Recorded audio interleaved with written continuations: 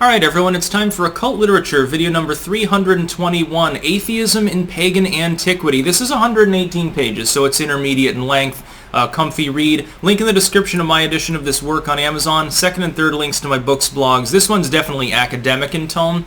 It's a fascinating work. It's very, very well made, and the basic premise is it studies the origin and development of specifically Greek and post, Greece and Athens. The Romans take over the pagan system there, and charges of atheism, atheos, that can be talked about within the context, especially of the philosophers there. Because one thing that in ancient Greece was common is that people who led different philosophical schools liked to pick at each other. Like you have Diogenes there plucking a chicken and saying, "Behold a man," and you have the different groups, the different schools. Sometimes they would physically fight, actually. It could be a little odd, and one of the things that sometimes would happen is you would charge that your opponent is engaged in atheism. Now, the term taken from the Greek is actually variable. One would be disbelief. The modern term is disbelief in a deity.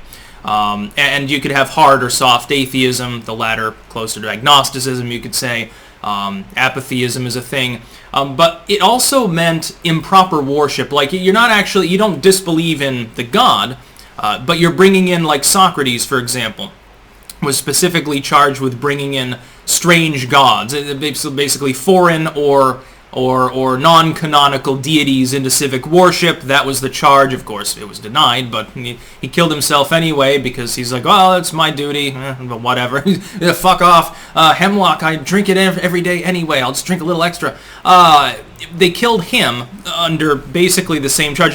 Basically, you could say sacrilege, or irreligion in a general sense. Now, of course, there was a strong civic aspect of the proper form of worship. We've seen this in religions before. For instance, the condemnation of any form of heresy among the Catholic Church. The Catholic Church would go on pogroms and kill people who they themselves thought they were worshiping Jesus in a perfectly canonical, sanctified manner. Essentially, the charge is similar to one of the variants of atheism, which is the ignoring of the civic, and the Vatican would be considered a quasi-civic entity in that sense, the ignoring of the proper decorum of worship. And of course, in some cases these charges led to death, in some cases exile, and in some cases they were laughable. In many cases they weren't. They were defamatory. They weren't really meant, even in some cases, I think, to be serious.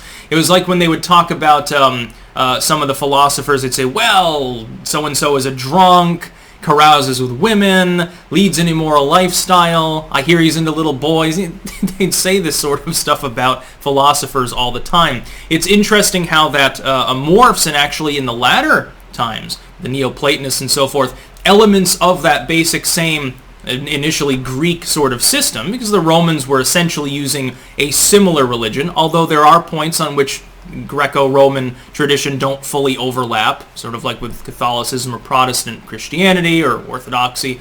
It's interesting because that influences early Christendom as well, in the sense of going after heretics or the paganists, the outlanders that practice in an uncouth manner. Certainly a popular pastime among the ancient Romans. So it's an excellent work. Again, link in the description. I highly recommend it. Now, because it goes far, you can't help but touch on religious history and also elements of the philosophy itself. Specifically in talking about these charges, in most cases, this particular work casts an aspersion on taking the credibility of these charges seriously. Mostly this work defends the people that were called atheists and charged with essentially irreligion, heresy, and so forth. And it talks a little bit about the development as well of Judaism, which is that they were henotheistic. Initially, the Jews, they weren't monotheistic. They believed they had their one Baal, their one tribal deity, which is Jehovah, Yahweh. And they believed the others existed, but they would call them demons. And this term, too, changes throughout time and has multiple meanings. It doesn't necessarily mean little red dudes with horns and pitchforks. That's sort of a more modern invention. Or imps, or any spiritual entity that is other than the canonically angelic, you could say. And so the term daimonia, or daimon, in the Greek, again, initially it could also mean the spirit of a dead person possessing you. Possession as well had multiple potential meanings. They get changed over time. especially as Christianity develops. So definitely highly recommended work. Again, link in the description to my edition of this work on Amazon. Second and third links to my books, blogs. Probably the best work that delves into philosophy, actually, that I've read so far and edited. That's about all. Peace out.